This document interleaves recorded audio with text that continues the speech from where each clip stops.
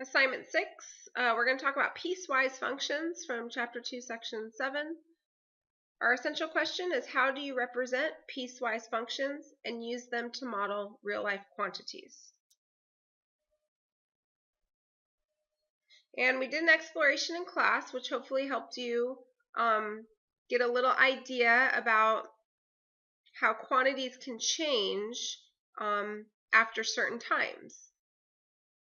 So we did an exploration in class that talked about your weekly salary in relationship to the amount of hours that you work per week. So basically you get paid $10 per hour up to 40 hours. But once you work more than 40 hours, your rate changes, right? Now you're getting paid time and a half, so $15 an hour. So hopefully you were able to come up with two equations, one that represented just up to 40 hours, just 10 times the number of hours that you work, and then the other one representing what happens when you work over 40 hours and make that overtime. And so that had a different rate of change. You can actually see here the slope is 10 and here the slope is $15 an hour. Okay, so that's an example of a piecewise function, and that's what we're going to talk about today. Piecewise function. It is a function represented by a combination of equations, meaning more than one equation. And each of those equations corresponding to a part of the domain. Domain is very important. If you're still unsure what domain is, you need to know this before you can move on. So go back and read up and get repetitions with domain. An example of a piecewise function is this exploration that we did looking at overtime. And your domain here is, it basically breaks apart at 40 hours. So in between 0 and 40 hours, you are making $10 per hour, as this equation says. However, once you go over those 40 hours for the week, you now are making what you made for up to the 40 hours, plus you're making an additional time and a half for every hour over 40 hours. So the domain here for the first piece is between 0 and 40 hours, and for the second piece is anything greater than 40 hours. Example 1. Evaluate f of x for the given values, then graph f of x. So we have a piecewise function, and this is how they're going to be written. Okay, you have one function that is equal to two separate pieces, two separate equations here, each one with its own domain. So if I'm on the x-axis and I'm anywhere less than or equal to 3, I'm looking at this equation here. If I'm on the x-axis and I'm looking at anything greater than 3, I'm going to use this equation here. Looking at A, it says when x equals 3. So which of these domains includes where x equals 3? That's correct, the first one, which means that when I'm evaluating this function at x equals 3, I need to use the first piece of the function. So f of 3 will be 3 times, and that's where I plug 3 in, plus 2. So that's 6 plus 2, that's 8. I lied.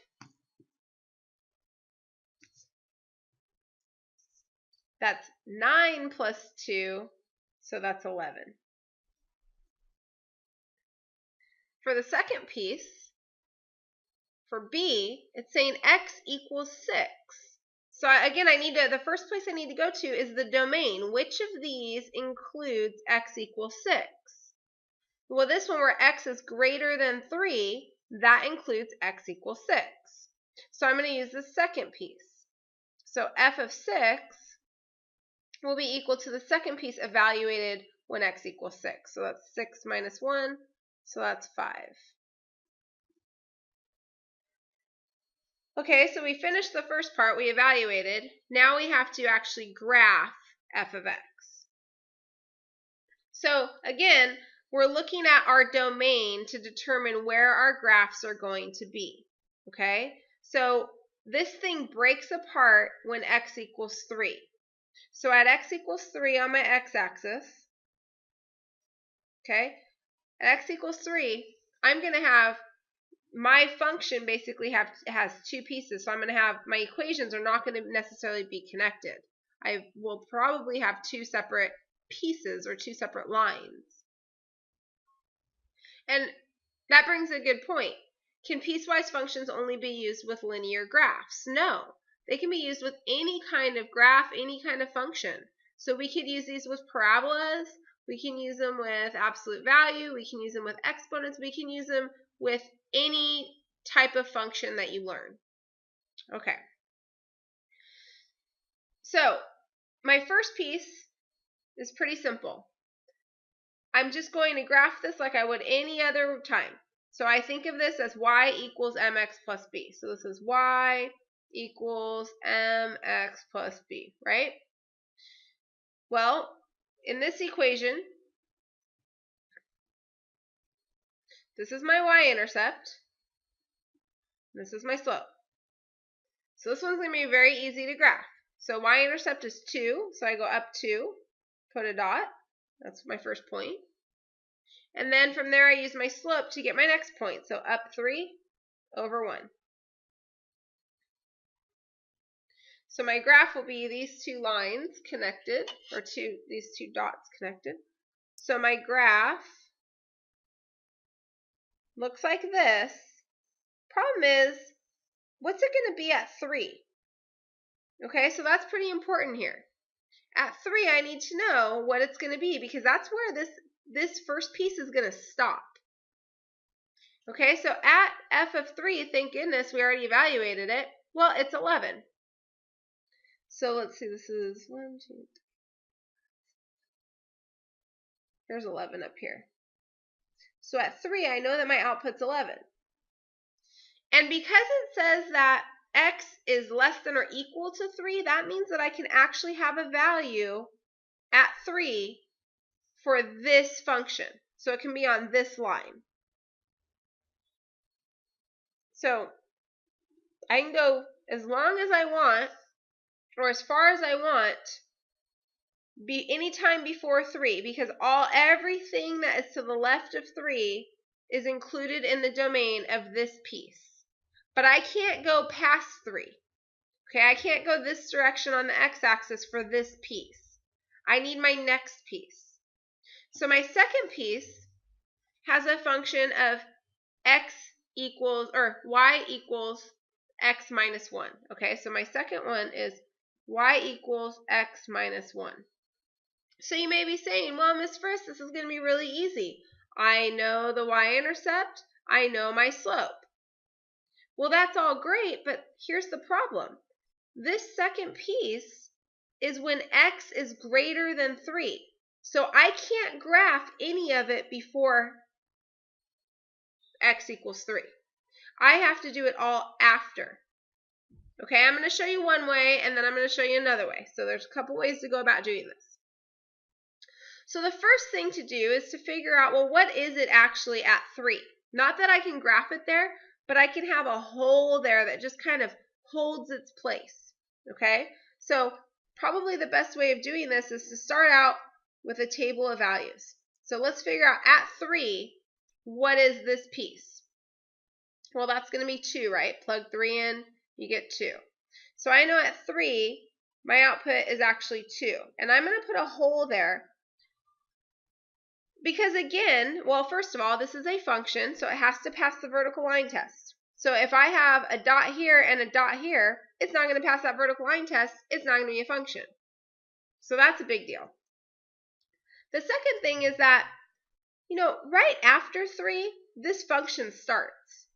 So here's 3, but right after 3 is like 3.00000000001. Okay, and I need to include that in that function. So I need to include everything just right after 3. Okay, so that's why I put this hole here, because it can't be a solid dot, because the second piece is not where x equals 3, it's x greater than 3. Now from that point, I can use my slope to get another point.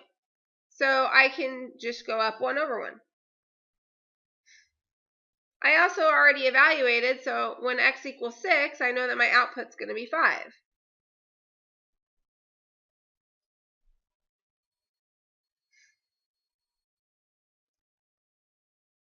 And now this piece is everything that is greater than 3. So this goes on forever where x is greater than 3, right? X on the x-axis being greater than 3. This piece goes on like that. So there's my piecewise function. Okay, so I said I'd show you another way. This way involves a lot of erasing. So if you have good erasers, you can do that. So another way that I could have graphed this piece was I could have gone to, hey, I know how to graph this equation, y equals x minus 1. So I would go ahead and I would plot, this is my y-intercept, there's my slope. So I could plot my y-intercept real lightly and then use my slope to get a few points, right? So that would be my equation. So I could then graph this line. I'm doing it very lightly because I don't want to mess up my beautiful equation, my beautiful piece. And then once I had that line, I could say, well, I need it to be after 3. So I'd come back in and I'd erase everything, making sure that I kept that hole at 3. Because again, you need this to be a function, and if you have 2 outputs when x is 3, then you don't have a function. What you have is a problem in Algebra 2. Moving on to example 2, graphing a step function. So this is a type of piecewise function. Here I have 3 pieces, and each piece has its own domain. I'm going to ask you to please change the first domain. It should read from -4 to -3. So we would say that x is greater than or equal to -4 and less than -3. Okay? Now, each piece of this function just has a constant. So these are what we call constant functions. And basically that just means that g of x equals 1 if I'm in between -4 and -3. So what is the graph g of x equals 1? That's a good question. What does that look like? Or in other words, what does y equal 1 look like? Hopefully by now you realize that that is a horizontal line. It goes through y equals 1. All right, so I have 3 pieces here. One of them is going to be y equals 1. One of them is going to be y equals 2. And one of them is going to be y equals 3 in between these x values. Okay, so I'm going to go ahead and draw these graphs. So y equals 1 is the graph at y equals 1. It's a horizontal line. And I can only draw this horizontal line, though, between -4 and -3. So let me label my axes.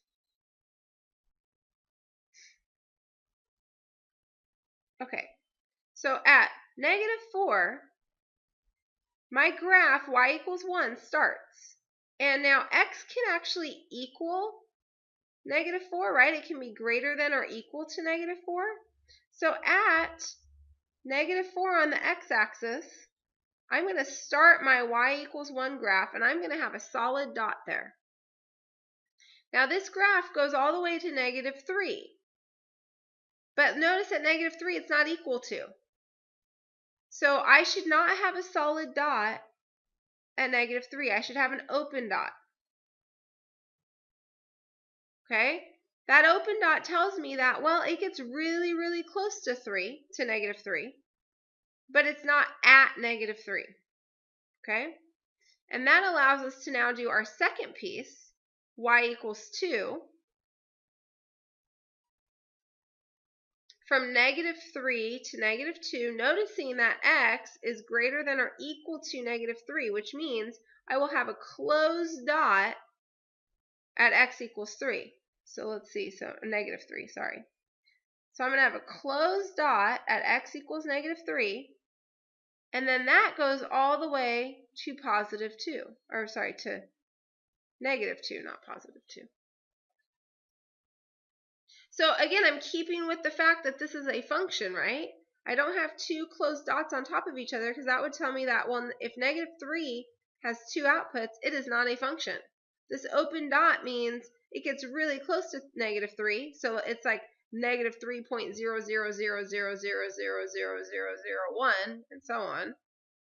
Okay, that's included on this graph, but -3 is not. -3 is actually up here. All right, so let's do the last piece here. Y equals 3. If x is greater than or equal to -2 or less than -1. Okay, so again, y equals 3 is just that horizontal graph, and it's going to go from when x is equal to -2 and bigger than it all the way to -1. So you end up with this step function.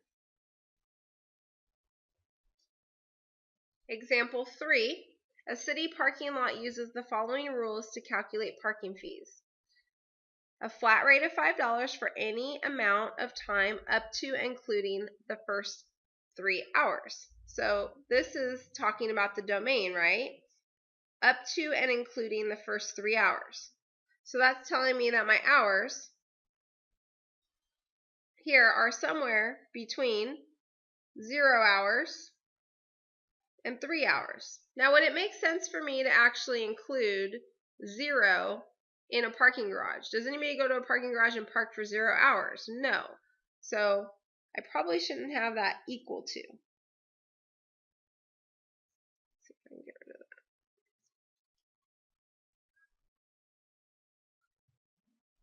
Okay. Second part is a flat rate of $12.50 for any amount of time over 3 hours and up to 6 hours. So here, I'm greater than 3 hours and up to 6 hours. So greater than 3 hours, but I could be equal to 6 hours, right? Because it's up to 6 hours. And then a flat rate of $13 plus $3 for each hour after 6 hours. So for this last piece, my domain then is anything greater than 6 hours. Okay, so that's going to be useful while we're graphing this. We're going to create a graph and a function rule, or just a function, to show the relationship between the amount of time you park your car and the total cost you pay for parking. All right, so I think I'll graph it first. So what I want to do is I'm going to have my x-axis, or my horizontal axis, be my hours.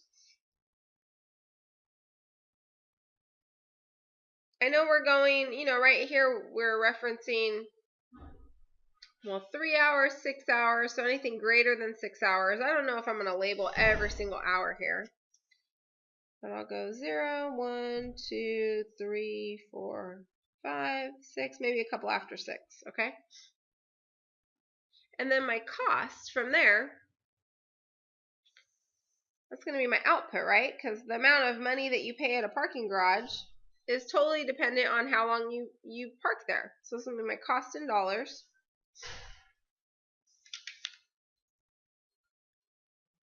So let's see, if I'm talking about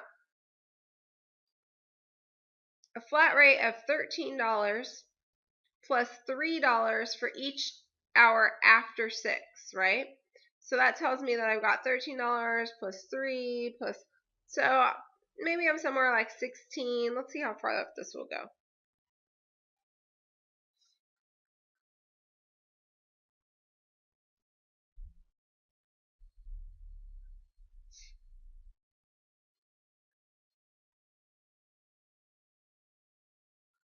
I think I'll go all the way up to $18.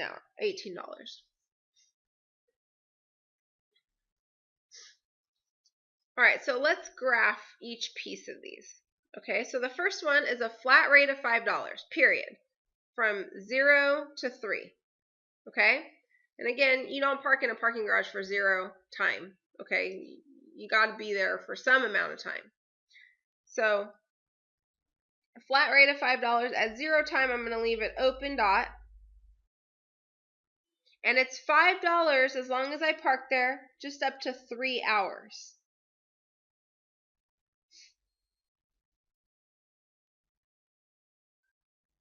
Okay, so that's my first piece. Second piece, a flat rate of $12.50 for any amount of time over 3 hours up to 6 hours. Okay, so $12.50. So again, at at 3 hours, I'm already paying $5. So after, like at basically, if I stay 1 second after 3 hours, my rate jumps up to $12.50. I'm going to go halfway here. But I'll have an open dot there because, again, at 3 hours, I'm paying $5. So I can't pay $5 and $12.50. And then this goes all the way up to 6 hours total. So at 6 hours, I'm still paying $12.50.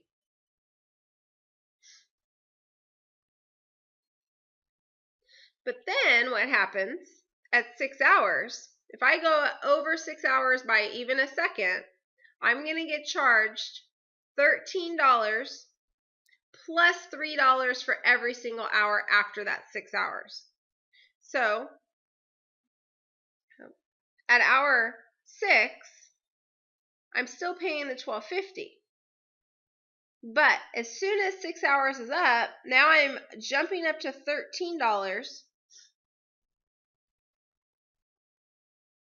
And then it's going to actually jump up and continue on $3 an hour after 6 hours, right? So I'm going to jump up to $3 an hour. So let's see. Go up 1, 2, 3 for one more hour. And that would continue on 1, 2, but I'm off my graph now. So this is going to be basically a rate of change of $3 an hour. Let's see.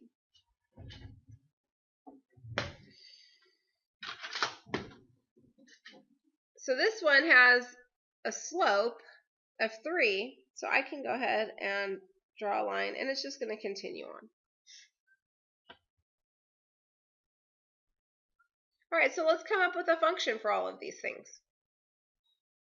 So we'll call this, how about C of H, because my cost is a function of my hours.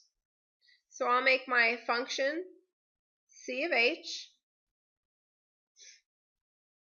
I'm going to have 3 pieces to my function, and I find it easiest to work with my domain first. So I think we already talked about that, right? I'm going to have one piece that talks about this domain, second piece that talks about this domain, and a third piece that talks about this domain. So my 3 domains will be, I'm going to go ahead and write them down. That way I can put what it equals next to it. Let's see, H being between 6 and 3, and then anytime H is greater than 6. So I feel like the first 2 pieces are really easy, right? What is this equation? This is just y equals 5. So that's just C of H equals 5. So it's going to be 5 for this first domain. Okay, how about our second domain? Well, the second domain, again, that's pretty easy. What is this equation? This is just y equals 1250. So I can just put 1250 here. Okay, so the next one's going to be a little bit more tricky because notice this is not a horizontal line. There's a slope here. There's a y-intercept, which I don't actually know the y-intercept, but I do have a point that's on this equation, or that's on this line, and I do have the slope. So what if I used point-slope form to come up with that equation? Because I have a point and I know the slope. So the slope I have is 3, right? I rise $3 per extra hour.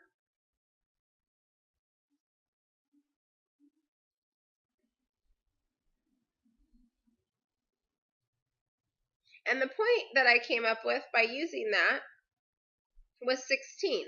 So I'm going to go ahead and this is 7/16, right? So that point right there is at 7 hours, I pay $16.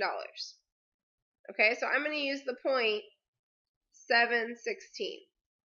So this is going to be my x1, this is going to be my y1. Alright, so y minus 16 equals 3 times x minus 7. And now the problem is I have to get this into y equals something, right? And then I'll put that over here. And I'll use h instead of x as my input. So let's see, we got y minus 16 equals 3x minus 21. Add 16 to both sides. Minus 5. And so I'll just call this, instead of having this an x, my input here happens to be hours, so I'll use h. So this piece of my function is 3h minus 5. And that's only when hours are greater than 6. Okay? Going on to example 4. Kind of a similar type of problem. So now we've been given the piecewise function as a graph, and we have to actually write the function. Okay?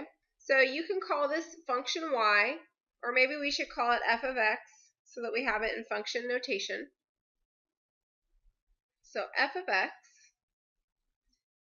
has a few pieces, right? Again, it has 3 pieces. They can have, 20 pieces.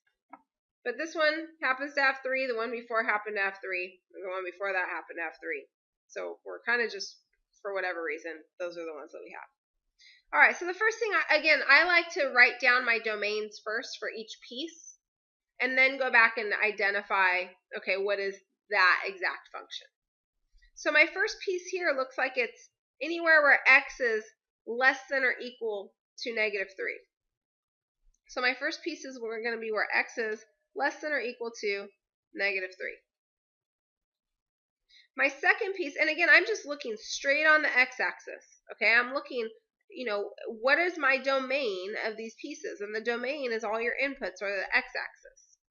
So looking at this piece of the function, my domain seems to go from negative 3 to 0. But notice how these are both open dots. So there will be no equal to at all. Okay, so for that one, x is going to be in between negative 3 and 0. Okay, and then the last piece here seems like it goes from 0 forever on, right? It goes forever. The x-axis just keeps getting bigger and bigger and bigger, and I'm sure that there's outputs over here somewhere.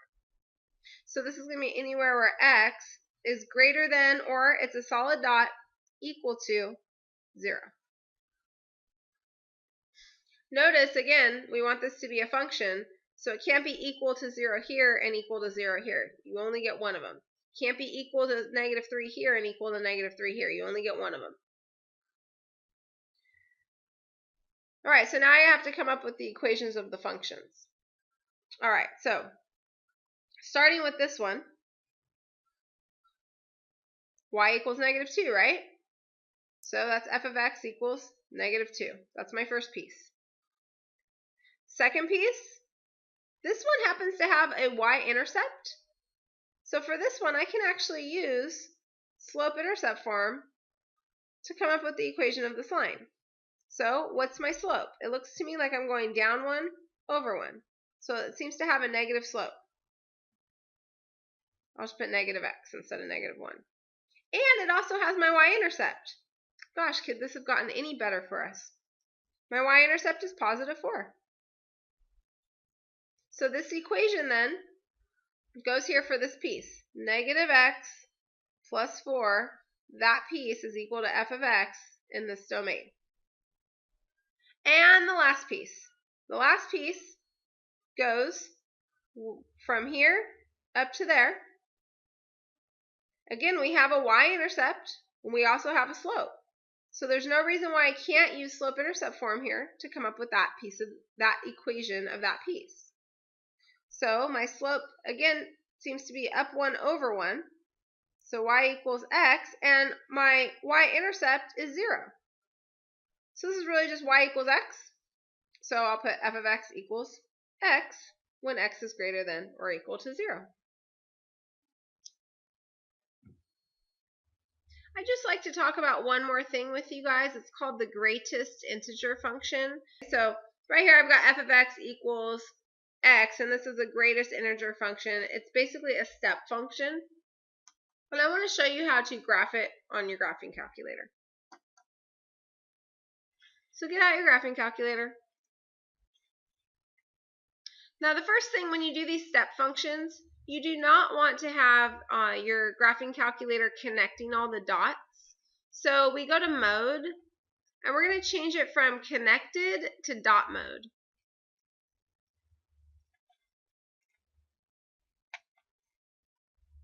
Once you've done that, you can get out of there. Then you're going to go to y equals.